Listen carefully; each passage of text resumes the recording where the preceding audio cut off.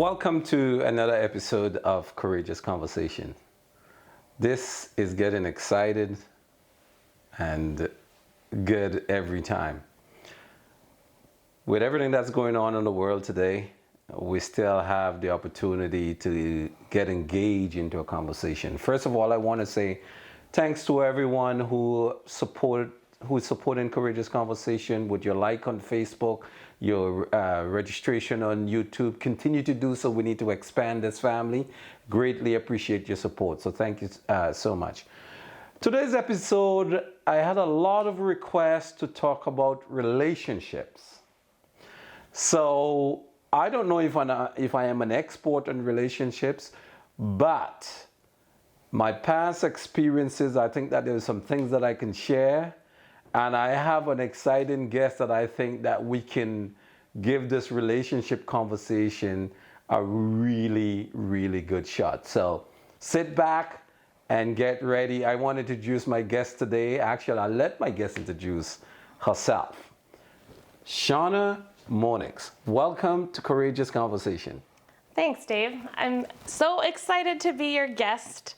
Our relationship has taught me a lot about myself and about what I expect and want for my family. And I'm excited to kind of share that with other people to hopefully learn some of what we've taught each other. So would you tell us a little bit more about who you are? What do you do, Shawna? Let's start with that, and then we'll kind of try to weave the relationship into that. What do you do? You know, who's Shawna? What does Shawna do? What do you do? So it's hard that we often all put labels to ourselves when we go to introduce ourselves, but I can say I'm a proud mother of two of biological children and 3 bonus children. I'm a developmental service worker and have 20 years experience in taking care of people with disabilities.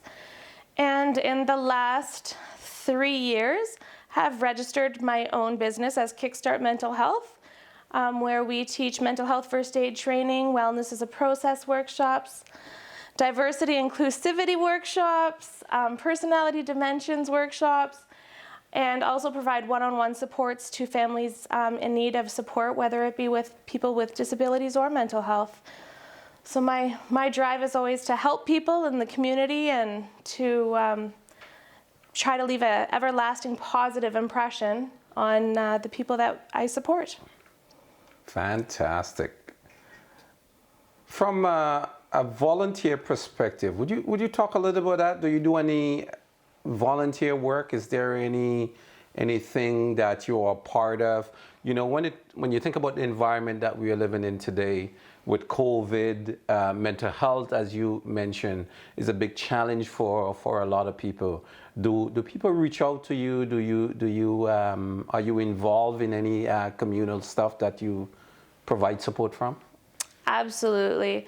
The 2 places that I spend the most time volunteering is I sit on the board of directors for Pauline's Place, which is fairly new to me in the last few months, but it's been a great learning process, and I'm excited to see our numbers changing and to see what else we can do with our community. I'm also the director of membership for CHAT, which is Citizens Helping Addicts and Alcoholics Get Treatment. It's a group that has over 600 members here in Sault Ste. Marie, and we started on December 18th and have grown to that number already. So again, it's been something that I've been working diligently at trying to make some changes and get help and treatment for our community members who are struggling. Awesome. So let's bring back the focus to relationship. I really wanted you to kind of highlight yourself and kind of say who you are. But let's talk about relationships. That's a very interesting conversation for a lot of people. I will start with myself. When it comes to relationship, one of the things that I've learned, and trust me, I have made some interesting choices on relationships. But one of the things that I've learned as I've grown is that healthy relationship starts with yourself. When you have a good relationship with yourself, when you're able to spend time with yourself, I think that then expand to your wider community, to do some of the things like what you're doing. But from a personal level, what is it like for you being in a diverse relationship? Would you talk about that? Is there any challenges? Is there any benefit? You talk a little bit about, being the proud mother of multiracial kids. What is that like for you? Well, being in a small community like Sault Ste. Marie, we don't have as many colored people around as a lot of communities do. So generally speaking, I can say one of the kids' names and somebody's like, "Oh, I know so and so," because they stand out, which always kind of makes me smile, because with the other two kids, that's not necessarily the case. They just kind of blend. Trying to understand some of their perspectives, sometimes to support what they're feeling, is different from what I've experienced in my life growing up here in Sault Ste. Marie. I can now recognize that I've grown up with white privilege and not recognizing some of the differences that other people go through. I really was one of the people that thought, oh, racism doesn't exist here. Like we're fine. We don't do that. We're good people. And quickly I want to say I was around 19, and I was renting an apartment here in the Soo, and I had a colored friend from school come and visit me. And the next day I got an eviction notice and had to pay a deep cleaning fee because I had that black person in the home.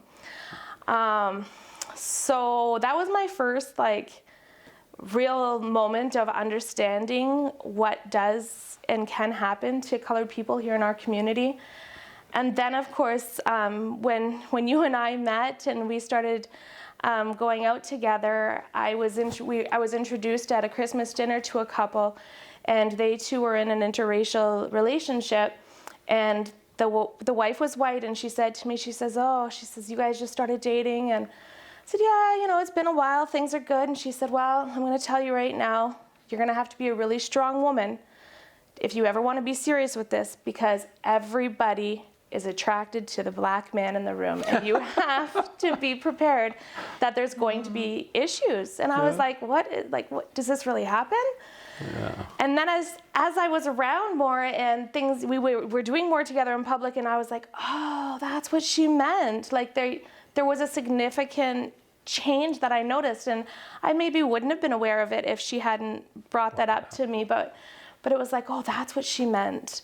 Mm-hmm. So it was kind of a different flow than what I... Well, you touch on a lot of points there that we can go down. I first of all want to talk a little bit about racism, because you bring that up. I think when you're in a multiracial family or relationship, this is something that you cannot avoid. And one of the things that I've been becoming more clear to me is I watched a YouTube episode the other day, and it was a gentleman from Sudan who now became a Canadian citizen. And the point that he was making, he was talking about the generosity of Canada that is present, that he has experienced. But he also spoke about the racism that he has experienced. And the point that he was making in the conversation, which is so true and so real for me as well, his point was those two realities are present at the same time.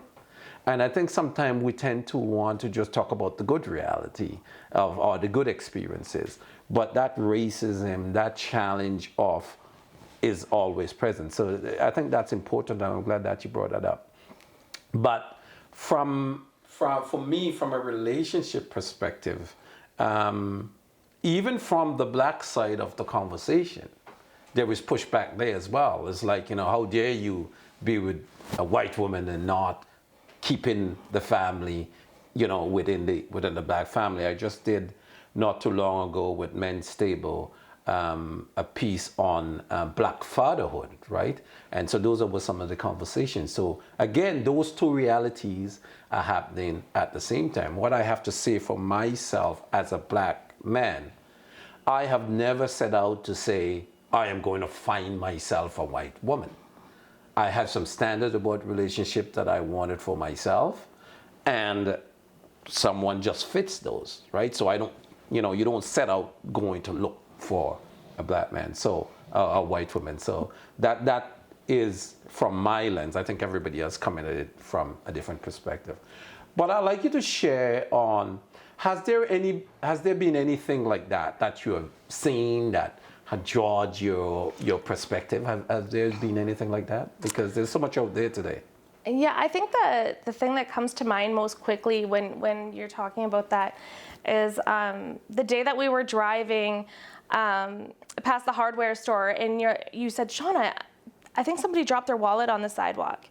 And so we swung back around and we went and you grabbed it and you're like, yeah, somebody lost their wallet. And so we opened it, looked at the identification so that we could get a hold of the gentleman and return it. And in the midst of it, he didn't answer his phone, so we decided, well, there's his address, we'll bring it to him. And then as we pulled up, we kind of had this like uncomfortableness about it, because you as the man in the relationship, would be more safe for you to go to the door than a woman in our conditioned minds.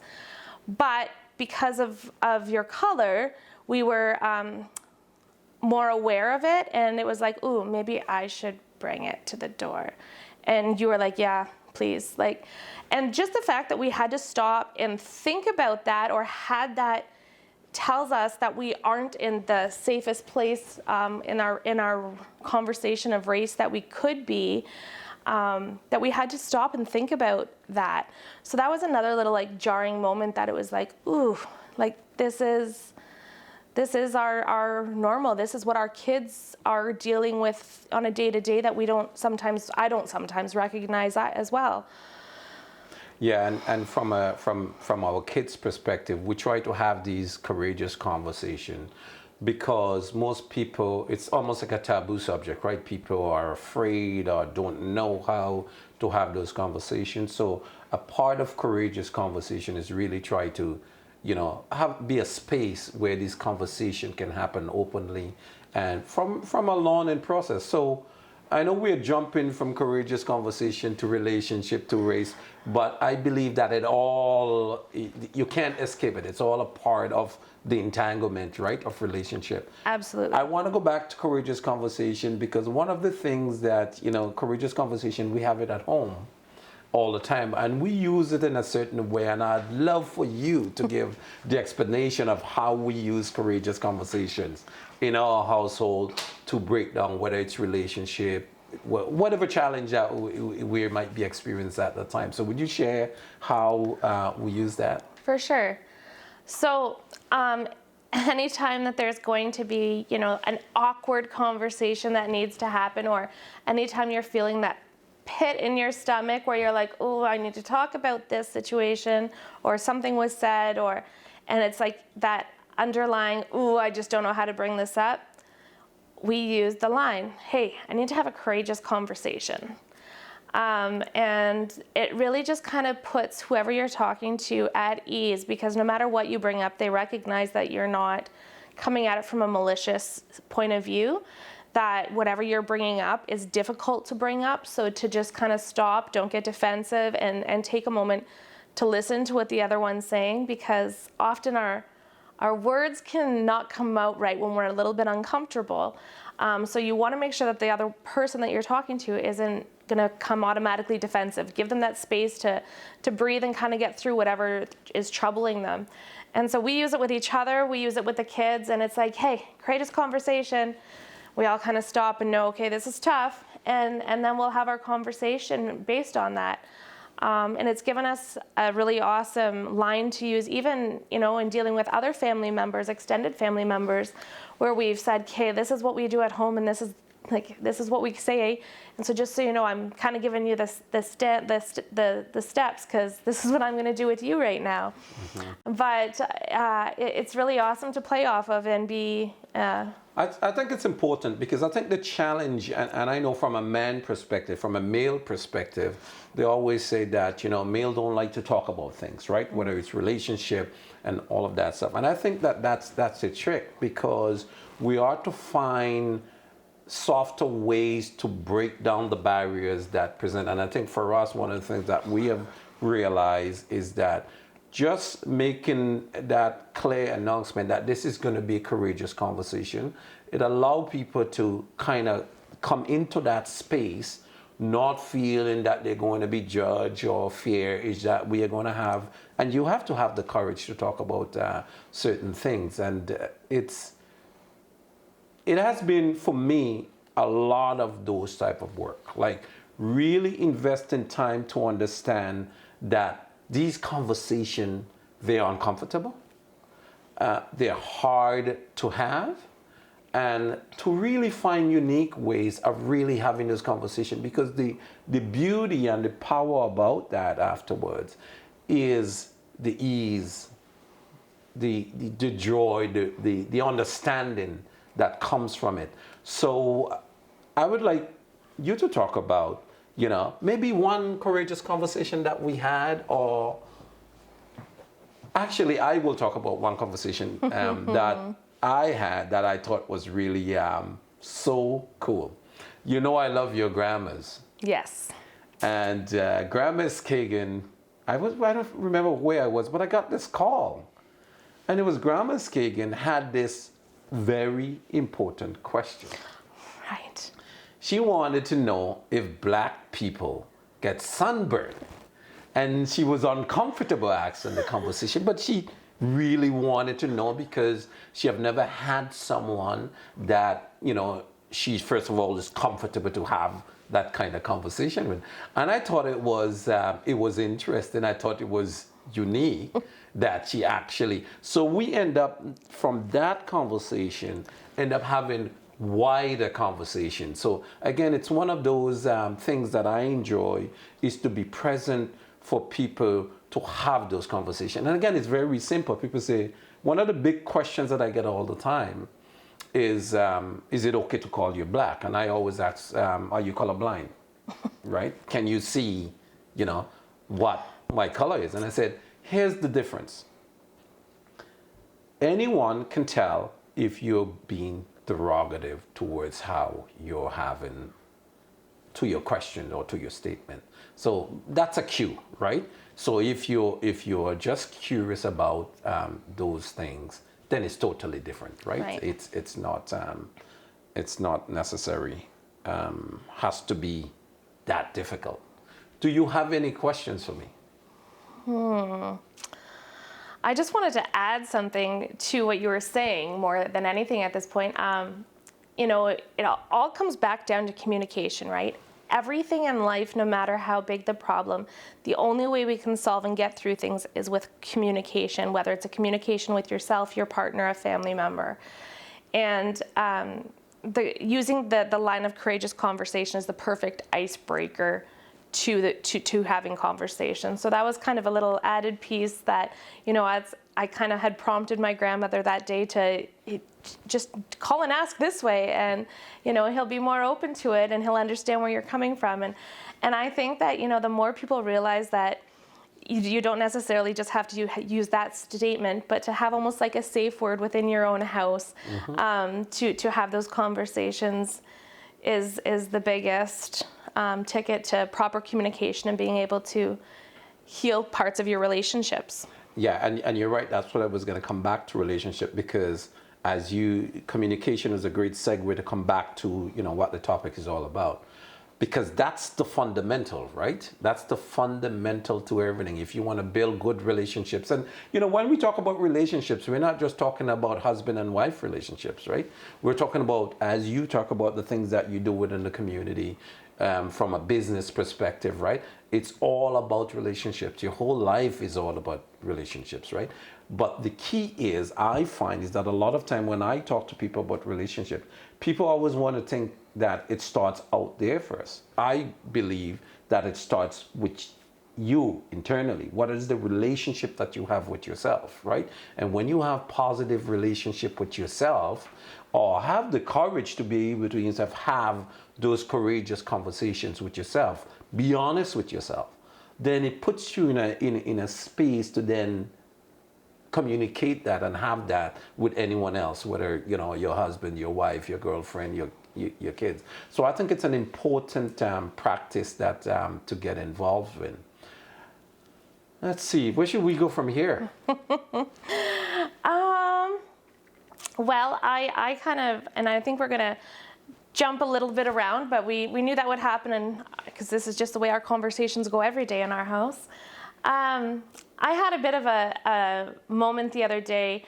I was watching a TED Talk, and the girl's name escapes me right now, but and she was talking about her life, and she was talking about having a banner year where, some people have a banner year where it's like, this happened, I had a baby, I got married, I bought a house, and everything was wonderful. And her banner year was like, I lost my mom of cancer, I was diagnosed with, and then my husband passed away. She's like, that was my banner year. She's like, so yeah, I'm fun. And I kind of chuckled, and I thought, good for you for just like owning that. And then I continued, so she definitely had me in, and I was listening longer, and she continued on to say, that she had lost her spouse, and had 2 children from that spouse, and is now newly married and has bonus children, but her life is good and things are well, but that she wasn't what she struggled with, and I related to her so well after I lost my first husband. I was able to relate to this, and it was like nail on the head moment for me. She's like, there's always the elephant in the room. Every time, the kids are around her or somebody, and they say my departed spouse's name, people are like, ugh, and you can see that awkwardness. And she's like, and they want to change the subject. And she's like, no, I brought it up because I want to talk about it. And he is the father of my children, and he is the reason I am the person I am today. And things still continue, and we're still able to talk about the person without being disrespectful to our current partner. And in our home, my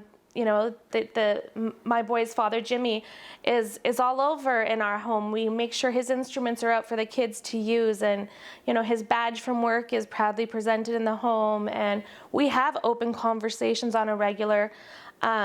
You're amazing at I always commend you, for checking in with the kids when they come up with a memory of their dad, and you're like, oh, that's really cool that you have that thought. Thank you for sharing that with me. And it's something that's very open in our house, and I've been watching around town of people I know that have lost loved ones recently, and everybody does the same thing. They're scared to have these conversations or recognize it. And as much as you don't want to bring it up first, if it's not on that person's mind, I encourage people to at least let people talk openly when they decide to bring it up, because they need to, and it's good for them. And if they're bringing up that elephant in the room, then that's okay.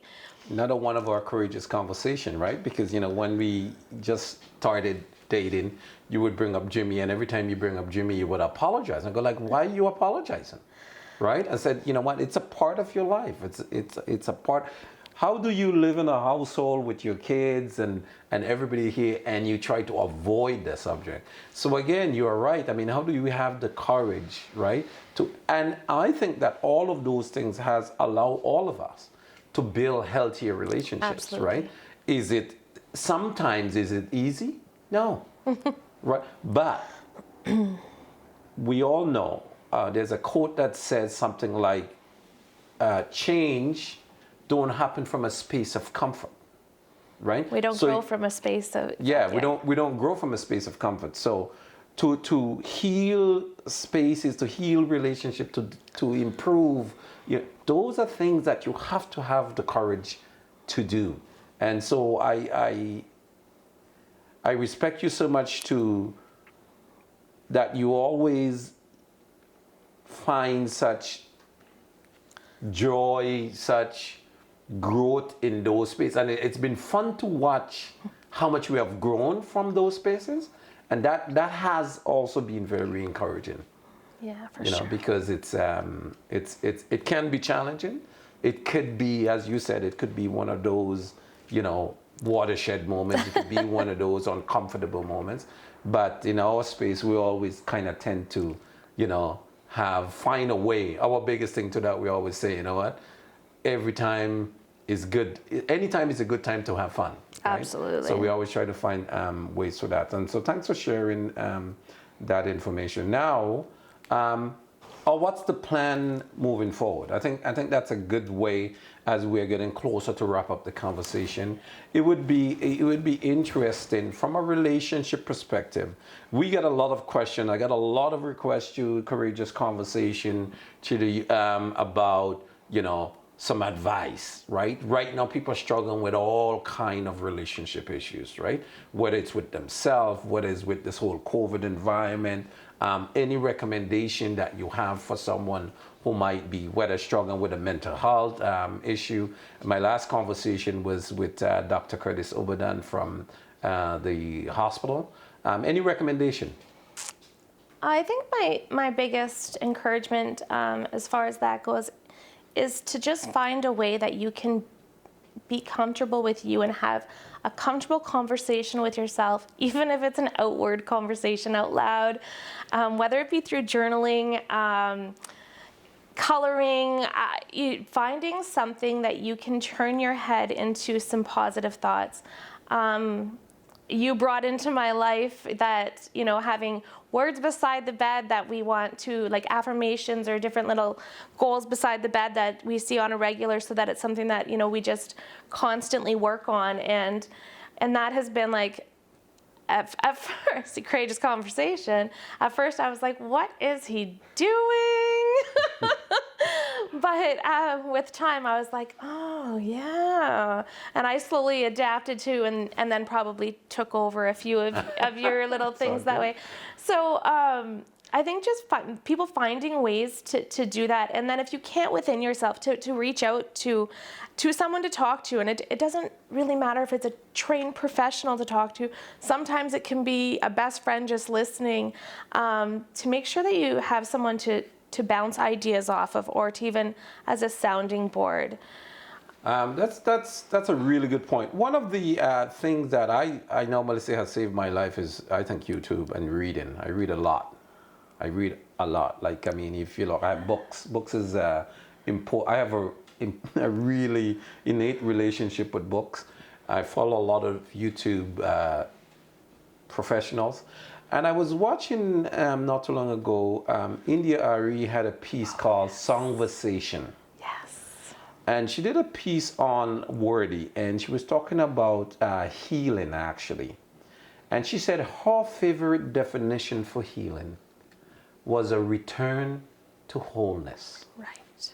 A return to wholeness. I think in the environment that we are today. So actually, wholeness is one of the words that I have on my little paper right now. List beside the bed. That's right. Because I think it's important that, for me, it is important that I get myself in that state of being and feeling whole before I interact with the world. Actually, when my days end before I go to bed, and before I interact with the world when I get up in the morning, really sit with myself and try to feel that sense. Not just think about it, but feel that sense of wholeness. I mean, for everyone it will be different, right? Whatever you're working on, if you can find something to do that, like really get to feel that in your body, not just think about it. And for me, that really sets me up to take on anything when I left from there. Am I still going to feel angry? Absolutely. And I think I do it in a different way, because you'll sit in complete silence and do it, and where I will like crank the music and sing at the top of my lungs. And you're like, I mean, it's probably the same playlist on a fairly regular, like I start singing the next song that's coming on before it starts playing. I know it that well. but it's just a matter of like having that outward expression in a way of like putting myself where I need to be, or to pump myself up, or even listen to a song that has held a place in my life for a certain amount of time that I've moved beyond, but can still recognize the move in the midst of that. So being able to replay and reflect. I think that is so important, right? Again, I feel that in my experience, I've come to learn it's an inside job first. But I find a lot of people that we interact with or we talk to or who have questions, they're always trying to fix outside first to inside, right? And it's really that building and forming that relationship from an internal perspective first. And then, I mean, if you get into the law of attraction and all of that great stuff, then the outward expression just literally aligned itself. So that's one of the things that, for the amount of work that I've invested in healing my own self, and I can tell you, I'm no angel. Okay, I have made my own share amount of mistakes and error, but one of the things that I can confidently say, it also has been the things that I've learned from. And so if you haven't made any mistakes in your life, congratulations. But I definitely would say I am stronger because of the mistakes that I've made, and I'm excited about doing this. So I just want to wrap up. Where can anyone find you at your Kickstart Mental Health or any of those places? Do you have anything coming up in the future or Absolutely. So www.kickstartmentalhealth.ca. You can reach out via there, or kickstartmentalhealth@gmail.com. We have mental health first aid courses that run usually monthly. We do have a couple scheduled for April, and they're filling up quickly. But we also together offer workshops such as inclusivity and diversity, and personality dimensions, as well as wellness is a process. That's right. And all of these we've kind of given a little bit of a snapshot of our courses in quick form today, because a lot of our conversations and examples of things really play out depending on what workshop we're working on. So if anybody wants to reach out, www.kickstartmentalhealth.ca, and we can help you find courageous conversations in your life. Well, for me, it's always a joy to have a conversation. I think this was an interesting conversation to have from a relationship perspective. And as you can see, relationships is not just husband and wife, boyfriend and girlfriend. Relationship is in everything that you do. And I just want to come back to what we touched based on earlier on. The healthy relationship starts with yourself. Yes. And it's an internal process. It's not trying to fix the outside in, it's fixing the inside out. So you, as Shawna recommended, reach out, find whatever brings you some ease, some joy, some comfort. Start from that space, and be honest with yourself. Really try to have those challenging conversations, whether it's with yourself or with your family, right? Try to have those courageous conversations, because it can change your life. And also, don't forget, if you haven't yet, like Courageous Conversation Facebook page or subscribe to the YouTube channel. Make sure that you do that, because Courageous Conversation can change your life. And today's episode is also sponsored by Kickstart Mental Health. Thank you so much. See you at the next episode.